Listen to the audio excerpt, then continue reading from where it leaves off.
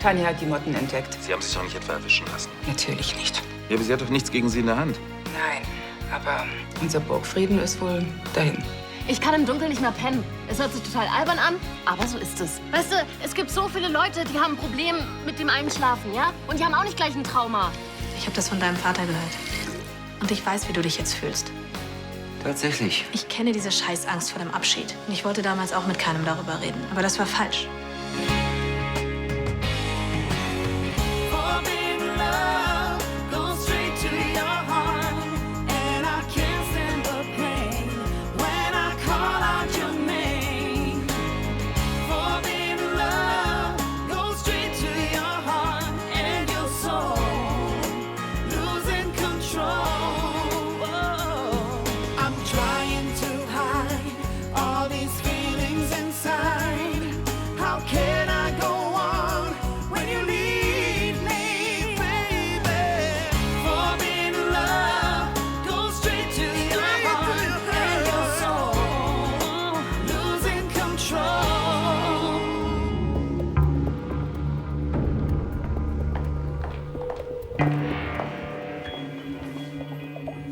Graf Lahnstein? Justus, was gibt's denn? Hören Sie, falls Ihnen das irgendetwas bedeuten sollte, Sie sind nicht allein. Stimmt, Sie sind da. Die Nachricht von der Erkrankung Ihres Herrn Vater geht mir und auch dem übrigen Personal außerordentlich nahe. Aber dennoch muss ich Sie bitten, die Hoffnung nicht aufzugeben. Hoffnung ist das Allerwichtigste, Graf Tristan. Ach, Justus, wissen Sie, Unkraut vergeht nicht. Der Alte kommt schon wieder auf die Beine. Wie meinen? Lassen Sie den Wagen vorfahren, ja? Ich will noch ein bisschen ausgehen. Sehr wohl. Und nehmen Sie ruhig mal ein Schlückchen. Wirkt manchmal Wunder.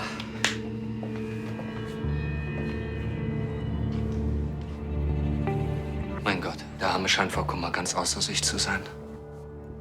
Ey, das ist voll gemein, fies und ganz und gar ungerecht. Während wir hier schön im tiefsten Winter festhocken, ist Timo auf Lanzarote und das ist den Hintern schön von der Sonne färben. Aber dann gibt's diesen geilen Dattelwein, hast du schon davon gehört? Der soll super lecker sein. Scheiße. Hallo? Kim! Ob dir dazu was einfällt? Ist alles okay? Ja? Was ist mit heute Abend? Wir überlegen gerade, was wir machen. Wir können ins Kino gehen. Wie sieht's aus? Ins Kino? Nee, da habe ich keinen Bock drauf. Es läuft gerade eh nix. Ja klar läuft da was. Hier mit dem Schauspieler, der Mensch, der in anderen Filmen schon mal geschauspielert hat. Ihr erinnert euch doch, der Film, wo er die Freundin betrügt mit seiner Schwester oder war es die Mutter oder die Oma? Kim, kann es sein, dass du nicht ins Kino willst, weil du dich da nicht so wohl fühlst? Quatsch, wieso? Naja, da ist es dunkel und man kommt nicht so schnell raus. Der war echt gut. Nein, wie kommst du da drauf? Nein, ich muss für Bio lernen. Für Bio lernen in den Ferien. Ja, wir schreiben nach den Ferien eine Klausur. Es geht halt nicht anders. Hast du eigentlich mit dem Psychologen gesprochen? Moment, von was für einem Psychologen redet ihr? Keine Ahnung, wovon sie spricht. Ich habe mit keinem gesprochen, weil ich sowas nicht nötig habe. Ja? Das Thema hat sich für mich erledigt. Mir geht's gut. Wie oft soll ich es eigentlich noch sagen?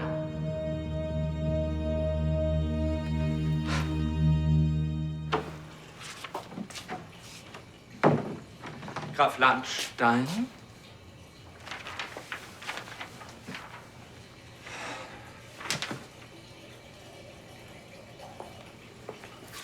Graf Lahnstein? Ich bin im Bad, kommt ihr ruhig rein.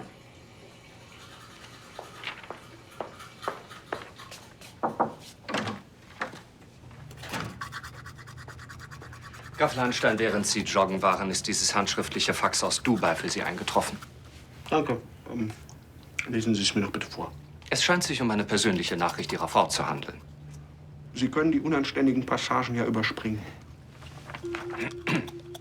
Lieber Sebastian, ich wollte es dir eigentlich persönlich sagen, habe dich aber telefonisch nicht erreicht.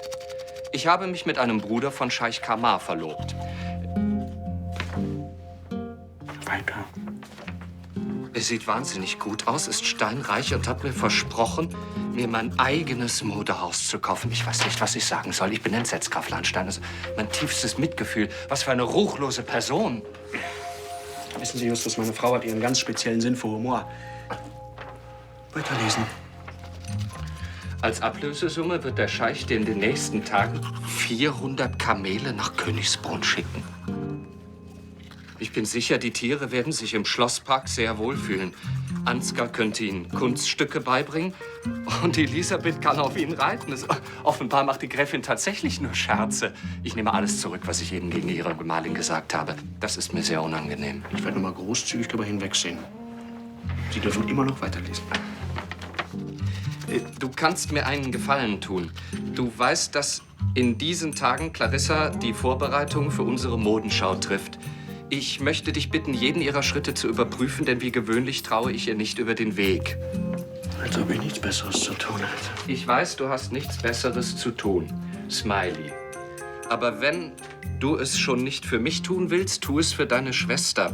Es ist Rebekkas erste eigene Kollektion und wenn irgendetwas damit schiefläuft, könnte das ihre Position als neue Chefdesignerin gefährden. Danke, deine Tanja. Danke. Das war's dann wohl mit meinem freien Nachmittag. Aber Justus, Sie hatten recht. Meine Frau ist wirklich eine ruchlose Person. Sehr wohl. Super.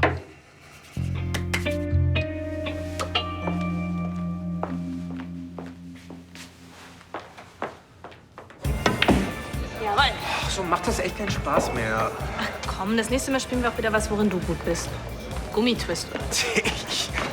Sehr witzig. Beim Topfschlagen macht Olli auch keiner was vor. Ach, Fritsche, sei ruhig und spring für mich ein. Bella kämpft mit unfairen Mitteln. Ich glaube, dass dein Kö mit irgendwelchen magischen Fähigkeiten besetzt oder so. Das hat doch nichts mit magischen Fähigkeiten zu tun. Ich würde dich auch mit dem Besenstiel besiegen. Fritsche, mach sie fertig, bis sie heult. Bis später. Ciao. Hau rein. Hey, Olli, alte Hütte, du willst ja nicht von abhauen. Doch, ich bin seit 8 hier. Ich hab Feierabend. Ach, Quatsch, wir trinken jetzt noch ein Bier zusammen. Obwohl, du trinkst gar kein Bier, ne? Dann eben Champagner. Komm schon, wir trinken ein und plaudern ein bisschen über die alten Zeiten. Welche alten Zeiten? Naja, die alten Zeiten, als MP3-Player noch Transistorradios hießen und als du noch der ungeschlagene Tanzschulenkönig von... Wie ist das Kaff nochmal, wo du herkommst? Meppen? Meppen. Der Tanzschulenkönig von Meppen warst. Tristan, geht's dir gut? Also, weißt du, ich hab seit Tagen so ein komisches Ziehen im Arm und... Was soll die Frage? Nur so. Ich hab das von deinem Vater gehört. Ich könnte verstehen, wenn du ein bisschen Zeit für dich brauchst. Ich kann den Laden gerne eine Weile allein schmeißen. Ah, das würde dir so passen. Und wenn ich wiederkomme, hast du hier ein Darkroom eingerichtet und einen rudelnackter Cowboy als Kellner engagiert. Also, was willst du trinken? Vielleicht ein andermal. Ah, schönen Abend noch. Champagner. Und Josie? Schenkt dir auch einen ein.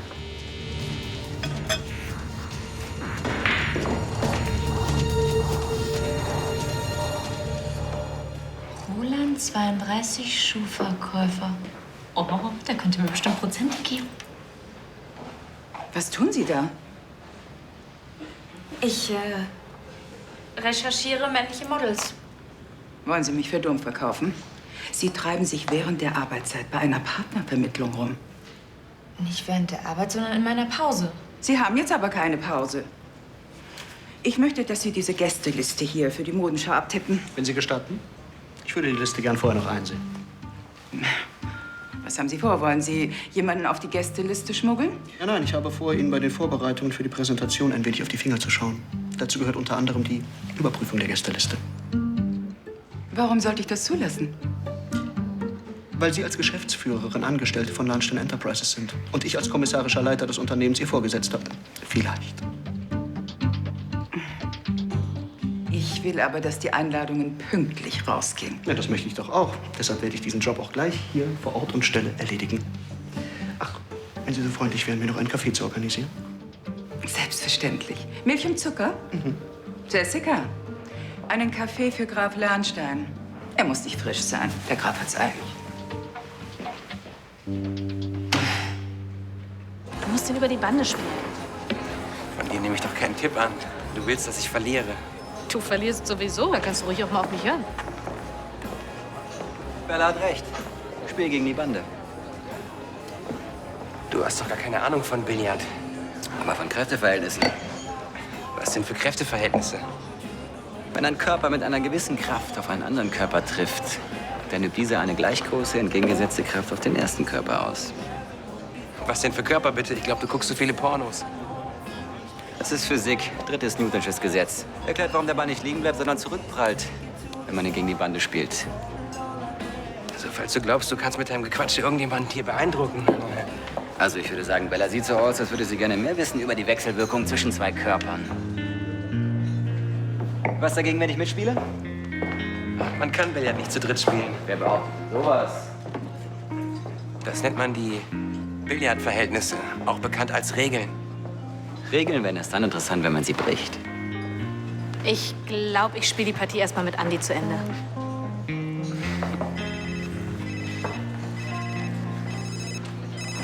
Hallo? Mike, was gibt's denn? Oh Mann, das glaube ich nicht.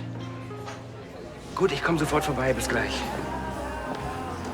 Rohrbruch auf der Baustelle. Ich muss mal nach dem Rechten sehen. Soll ich mitkommen? Rohrbruch, hört sich gut an. Kann ich auch mitkommen? Lass mal, Bella. Du hast doch heute deinen freien Tag. Ich schaff das schon alleine. Okay, aber die Partie holen wir nach, ja? Alles klar, machen wir. Ja? Zeig doch mal, was du kannst mit deiner Körperwechselwirkungskraft.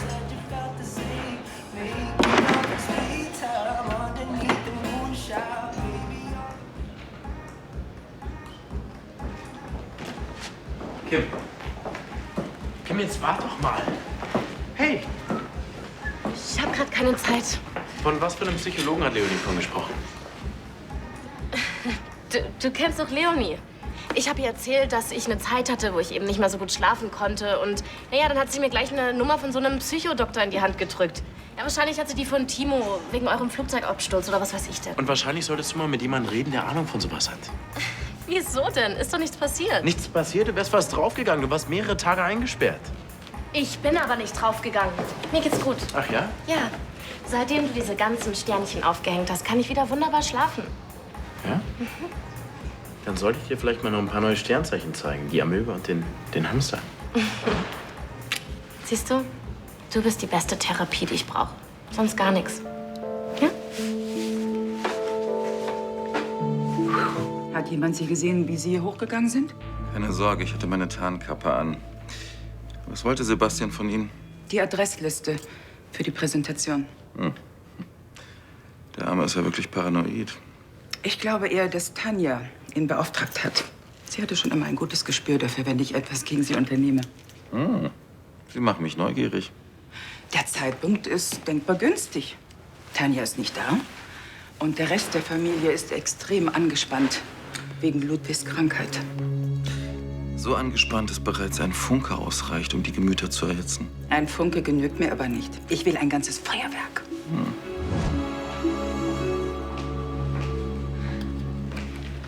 Was machst du denn hier?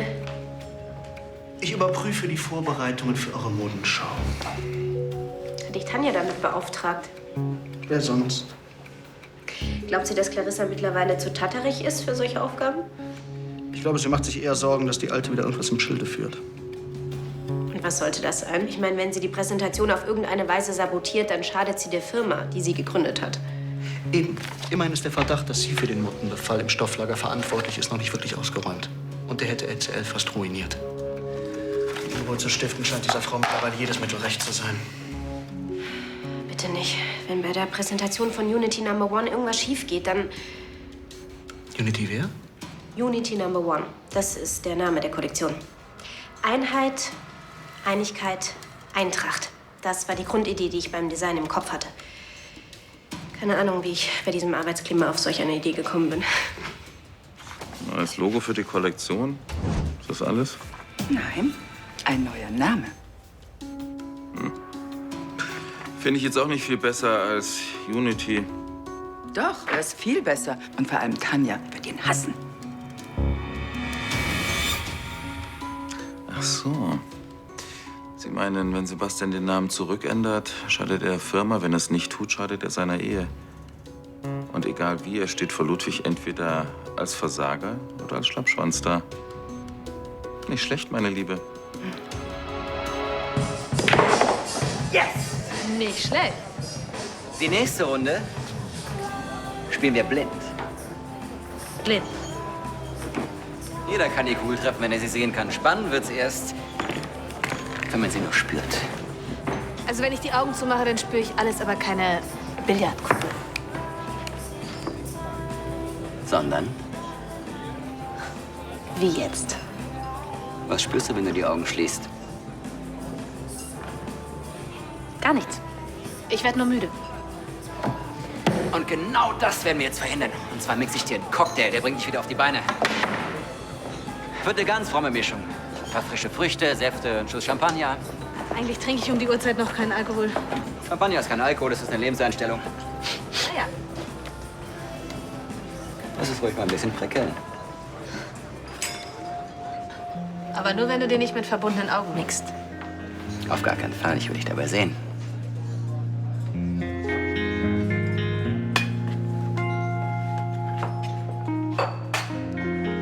Der Chef ist heute aber gut drauf. Dabei geht's ihm eigentlich gar nicht gut. Vielleicht will er das alles mal für einen Augenblick vergessen. Vielleicht, ja.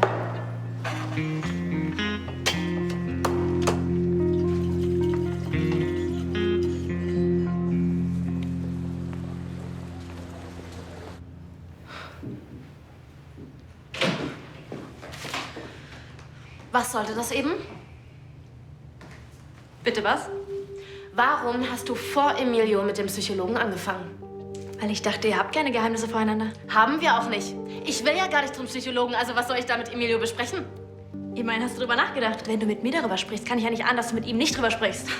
Am liebsten hätte ich mit dir überhaupt nicht drüber gesprochen, weil du nämlich aus einer Fliege einen Elefanten machst. Entschuldigung, ich mache mir halt Sorgen um dich. Musst du aber nicht, mir geht's bestens. Genau, deswegen lernst du auch lieber für die Schule, anstatt mit uns ins Kino zu gehen. Das ist so bescheuert. Was hat das eine mit dem anderen zu tun? Warum regst du dich denn so auf? Ich reg mich nicht auf. Halt dich einfach aus meinem Leben raus, okay? Wenn das so ist.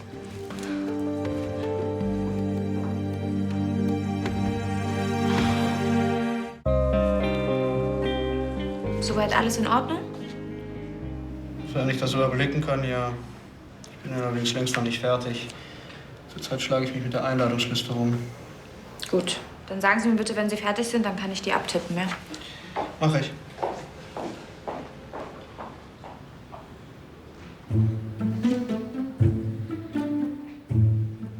Suchner, du wirst auch dort keinen Fehler finden.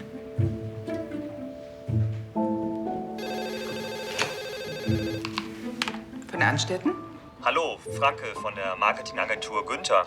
Sie hatten ja noch ein paar kleine Änderungswünsche für die Einladungskarten. Ich wollte fragen, ob jetzt alles zu Ihrer Zufriedenheit ist. Das könnte ich Ihnen sagen, wenn mir die Entwürfe vorliegen würden. Sie haben sie nicht bekommen?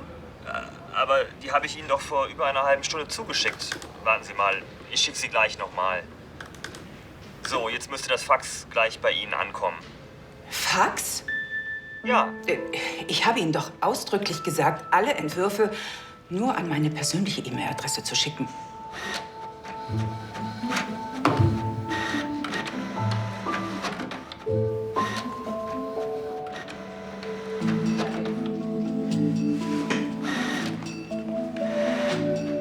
Patrick, 27, Grundschullehrer. Ja, das ist auf jeden Fall kinderlieb. Graf Lahnstein, könnte ich Sie gerade mal sprechen?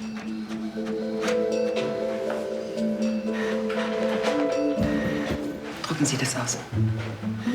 Was? Das. Das?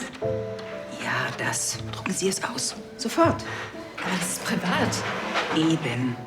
Aber wenn Ihnen Ihr Job lieb ist, dann tun Sie, was ich Ihnen sage.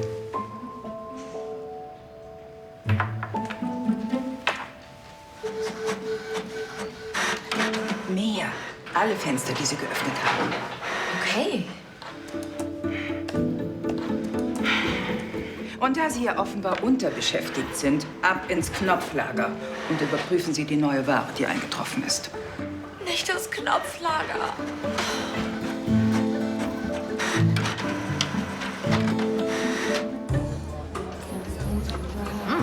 Nicht schlecht. Nicht schlecht? Der ist sensationell und ekelhaft gesund dazu. Ein, und du wirst nie wieder krank. Zwei, und du bist unsterblich. Wie geht's eigentlich deinem Vater? Ist er was Neues? Das Elende am Tod ist, dass er sich nie was Neues einfallen lässt. Umso wichtiger, dass wir das Leben genießen. Also, was machen wir? Ich weiß nicht, ich könnte hier einfach noch so rumliegen und ein bisschen mit dir quatschen. Wir können uns auch nackt ausziehen und in den Pool springen. Natürlich. Oder wir gehen was essen. Hey, ich kenne ein super Restaurant in Pigalle. Das war früher mal ein Sexkino, aber die servieren da jetzt ein Petrus, da zieht sie die Schuhe aus, glaub mir. Du willst mit mir nach Paris? Ja, warum denn nicht? Wenn wir jetzt Gas geben, sind wir in 3 Stunden da. Da sind wir gerade rechtzeitig zum Abendessen. Gibt's noch was zu essen? Ist noch Salat auf dem Tisch. Ich meinte was Richtiges. Toll. Lass mich raten, Bella hat dich auch beim Billard abgezogen. Ja, das wäre schön gewesen. Ich hatte einen Notfall auf der Baustelle. Und jetzt spielt sie mit Tristan wahrscheinlich weiter. Wir können auch fliegen, wenn du willst. Kairo? Schon mal die Pyramiden gesehen? Oder Tokio. Ja, genau, in Tokio. Da gibt's nämlich das Restaurant Fugu. Die Leute auf Haiti, die glauben, dass du zum Zombie wirst, wenn du das Gift von diesem Kugelfisch isst. Echt schön, aber ich muss morgen arbeiten. Schreib dir einen Attest. Das würde Andi sicher gerne akzeptieren. Und außerdem, ich flieg doch nicht nur mit dir nach Tokio, um Kugelfisch zu essen. Das sagst du nur, weil du es noch nie ausprobiert hast. Du bist echt nicht ganz bei Trost. Das will ich mal hoffen. Cheers. Cheers. Tristan war ganz schön aufgekratzt vorhin. Der war sogar so gut drauf, dass er total vergessen hat, dass er eigentlich sauer auf mich sein müsste. Weil du Bella die ganzen Sachen über ihn erzählt hast? Wahrscheinlich will er ihr nur beweisen, dass er nicht nachtragend ist, sondern ein total großzügiger, cooler Typ. Der interessiert sich gar nicht wirklich für sie. Der macht das nur, um ihr eins reinzuwirken. Keine Ahnung, aber das heißt ja noch lange nicht, dass Bella auf ihn reinfällt und dass sie Interesse an ihm hat. Das war einfach auch total blöd von mir. Das nächste Mal, wenn ich verhindern kann, dass die beiden Zeit miteinander verbringen, dann mache ich das auch. Frauen stehen doch auf Arschlöcher. Ich kann auch ein Arschloch sein.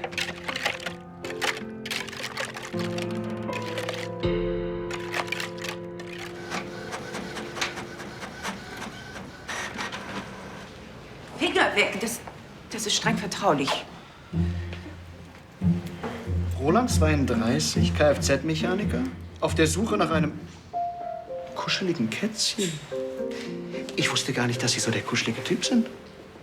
Es gibt eine Menge Dinge, die Sie nicht über mich wissen. Jetzt geben Sie mir die Papiere. Marcel, Alter 25, Student der Betriebswirtschaft, Interessen, Computerspiele und Party machen. Das ist schon eher Ihr Typ, oder? Bisschen jung vielleicht. Wollen Sie den Rest jetzt auch noch inspizieren? Nein, danke. Ich glaube, ich habe genug gesehen. Viel Erfolg. Eine Frage hätte ich da allerdings noch. Was bekomme ich denn, wenn ich Tanja nichts davon erzähle?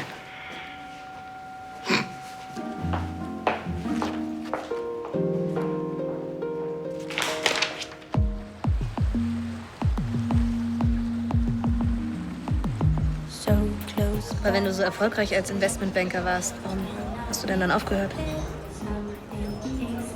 Weil es mich gelangweilt hat. Und weil ich was erschaffen wollte.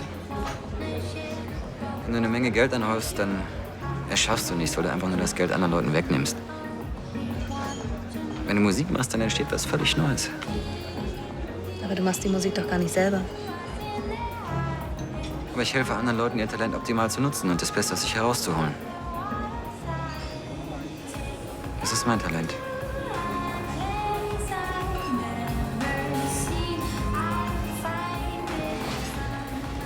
Wie wär's mit einem Drink? Ich glaube, ich hatte heute schon genug. Und deinen furchtbar gesunden Cocktails war ein bisschen mehr als ein Schuss Champagner, oder? Wir können die Party auch verlegen und bei mir weiter feiern. Um was zu tun? Wir können fechten. Du siehst aus wie die geborene Fechterin. Warum?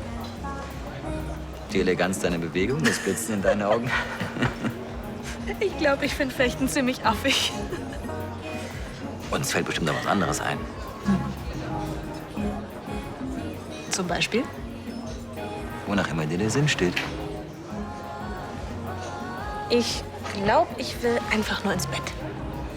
Okay, also ich hätte es jetzt ein bisschen romantischer formuliert, aber ich bin dabei. Ich meinte eigentlich mein Bett. Auch gut, gehen wir zu dir. Du hältst dich wirklich für unwiderstehlich, oder? Ja, und du doch auch.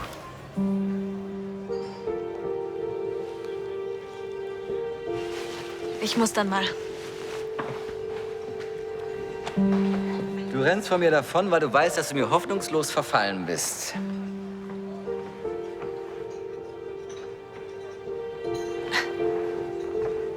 Träum weiter.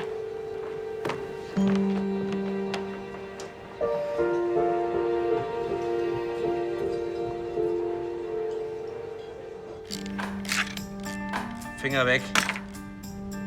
Du warst nicht beim Bund, oder? Nee, ich war in der Gang. Da musste man nämlich andauernd sein Gewehr auseinandernehmen und wieder zusammensetzen. Ätzen nur, wenn irgendein Teil übrig geblieben ist.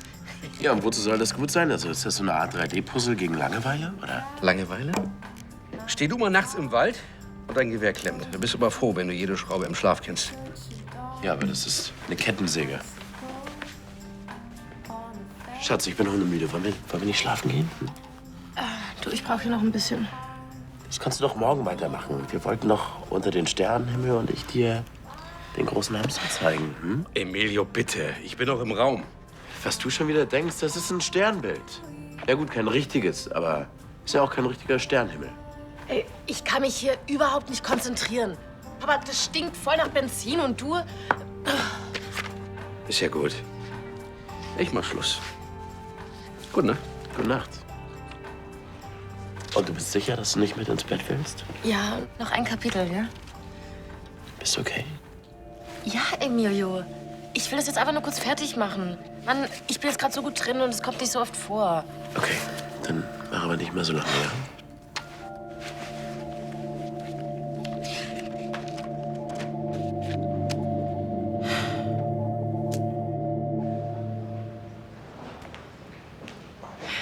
Und? Hast du schon irgendwas Auffälliges an Clarissas Vorbereitungen entdeckt? Nein, das nicht, aber ich habe etwas anderes sehr Interessantes herausgefunden. Und was? Jessica, kann ich Ihnen helfen? Wo sind meine Singles? Ihre was bitte? Meine Singles. Reden wir jetzt von diesen kleinen Schallplatten, die es früher mal gab, oder? Schallplatten? Wir reden von Männern. Clarissa hat mich gezwungen, sie auszudrucken, aber sie sind nicht im Büro und auch nicht im Drucker. Moment mal, diese ganzen Profile von Männern, das sind Ihre, nicht Clarissas? Ja, wieso? Heißt das, dass sie hat? Jetzt wird mir einiges klar. Ja, mir auch. Die alte Schachtel hat sich meine Singles unter den Nagel gerissen. Nein, sie hat mich abgelenkt. Ich verstehe kein Wort. Ich schon. Sie hat mich abgelenkt mit irgendwelchen dubiosen Ausdrucken von Männerprofilen. Da bin ich nur ja nicht auf die Idee gekommen, mir die anderen Ausdrucke anzusehen. Aber ich bin mir sicher, da waren irgendwelche Ausdrucke dabei, die ich nicht sehen sollte. Von der Mitte des 19. Jahrhunderts bis zum Ersten Weltkrieg war Montmartre ein beliebter Treffpunkt für Künstler. Heute wohnen und arbeiten deren Nachfolger längst in anderen Quartieren. Aber Namen wie Van Gogh oder Renoir ziehen immer noch Touristen. Hey, Andi. Hey. Hast du auf mich gewartet? Quatsch. Wie läuft's mit dem Wasserschaden auf der Baustelle? Ja, ganz gut. Die sind nur auf Grundwasser gestoßen und dann stand plötzlich der ganze Keller unter Wasser. Aber wir konnten das Schlimmste verhindern. Gut. Und du? Warst du jetzt die ganze Zeit im No Limits? Mhm. Gibt's noch was zu essen? Ja, hier. Der Salat von Olli oder... Würstchen und Rührei. Perfekt. Und du? Hast du jetzt die ganze Zeit mit ihm Billard gespielt? Ja, wir haben auch was getrunken und ein bisschen gequatscht. Mann, Andi, ich weiß, du hast ein Problem mit Tristan und er kann auch wirklich ein Schnösel sein, aber... Aber? Ja, er kann auch total nett sein und man kann richtig viel Spaß mit ihm haben. Spaß? Ja, nicht die Art von Spaß. Wir sind nur Kumpels. Das heißt, du willst auch dann nichts von ihm? Natürlich nicht.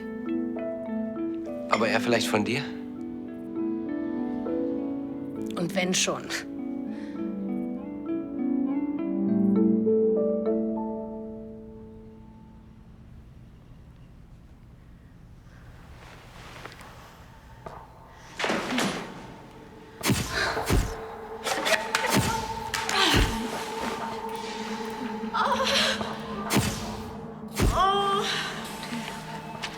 Kim, steckst du irgendwo hier?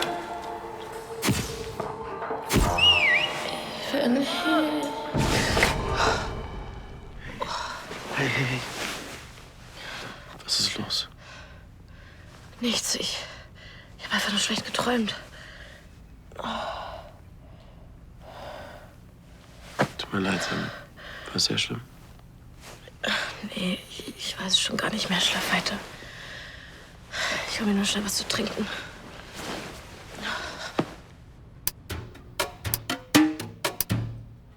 Stoffwechsel und Stoffwechselerkrankungen, Stoffwechsel und Hormone, Stoffwechsel und Ernährung, Stoffwechsel und... Was ist denn das? Hallo.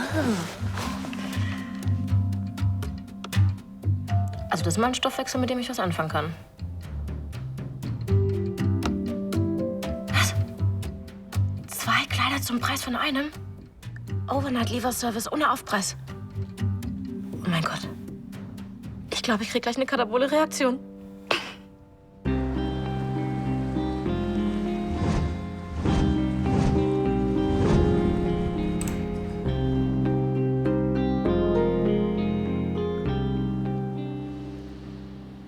Was machen Sie denn schon wieder hier? Ach, kennen Sie sich mit diesem Gerät da aus? Ich versuche jetzt schon die ganze Zeit, die Druckaufträge von gestern Abend noch mal auszudrucken. Meine Singles? Was wollen Sie damit? Keine Sorge, mein Interesse für Ihre Singles hält sich in Grenzen. Also können Sie mir jetzt helfen oder nicht? Das ist echt ganz einfach. Wir müssen einfach diese Taste hier drücken. Ja, und jetzt müsst ihr das eigentlich ausspucken. Tut aber nicht. Ja, dann kann das nur jemand gelöscht haben. Ach, das ist doch Quatsch. Ich bin gestern Abend als Letzter gegangen und heute Morgen war auch noch niemand hier. Guten Morgen. So frisch und fleißig. Das lobe ich mir.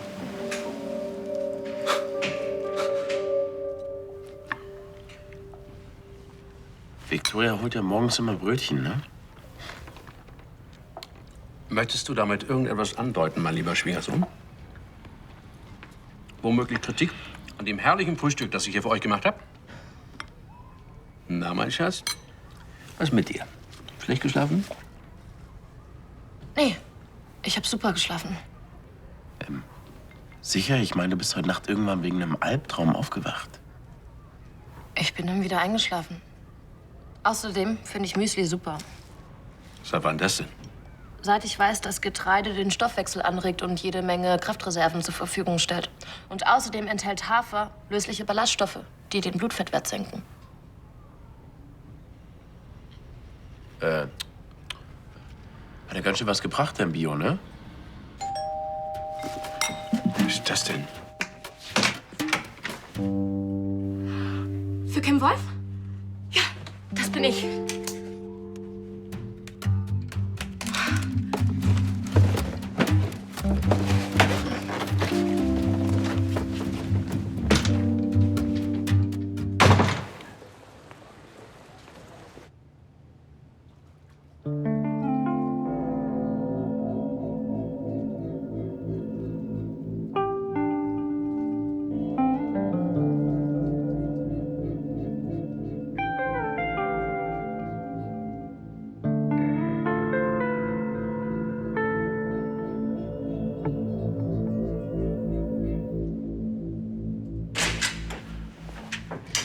Olli?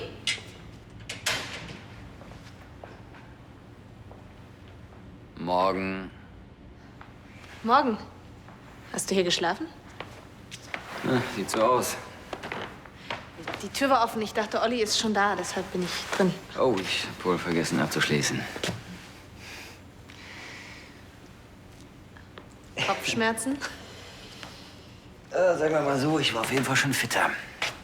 Ja, das geht mir ähnlich. In deinen furchtbar gesunden Drinks wollen wir doch ein bisschen mehr Alkohol, ha? Also ich glaube, da hilft nur eine Sache, und zwar alte Hausmittel. Noch mehr Champagner? Also eigentlich dachte ich an Zitrone mit Espresso. Das ist besser. Nicht weglaufen. Viel zu anstrengend. Kim, können wir? wow. Also wenn ich jetzt nichts zu tun hätte, ich würde dich glatt vernaschen. Sag mal, ist das nicht alles ein bisschen viel hier? Du warst ja vor kurzem noch mit Leonies Gutschein bei LCL ordentlich shoppen. Ja, schon, aber die Sachen kann ich nicht für die Arbeit anziehen. Und für die Schule sind die auch viel zu elegant. Und deswegen brauchte ich eben neue. Okay, und wann genau hast du die bestellt? Das ist schon eine Weile her. Ja, ich behalte ja auch nicht alle Sachen. Also die Sachen, die mir nicht gefallen oder die mir nicht passen, die schicke ich dann auch wieder zurück. Das macht man heutzutage so. Okay, ich muss jetzt wirklich los. Also, du rattenscharfes Monster.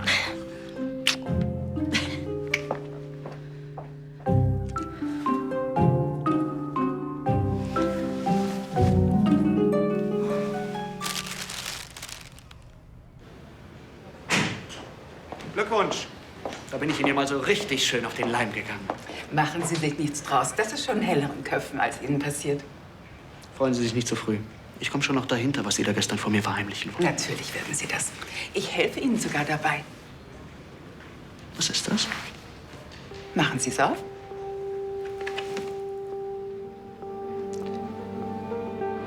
Sie haben den Namen der Kollektion geändert? In Clarisse, Number 1.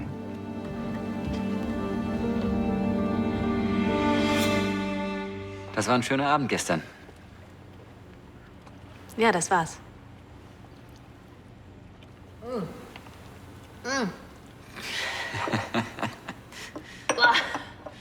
Und schon besser? Nicht so wirklich.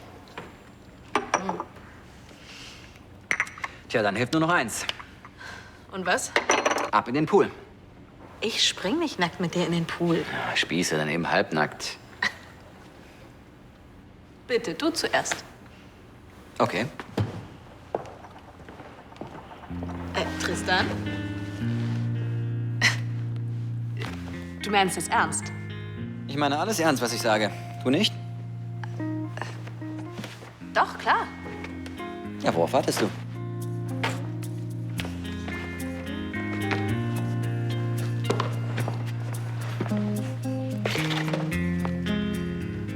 Okay.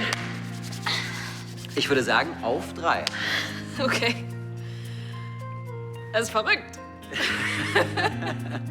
1, 2, 3.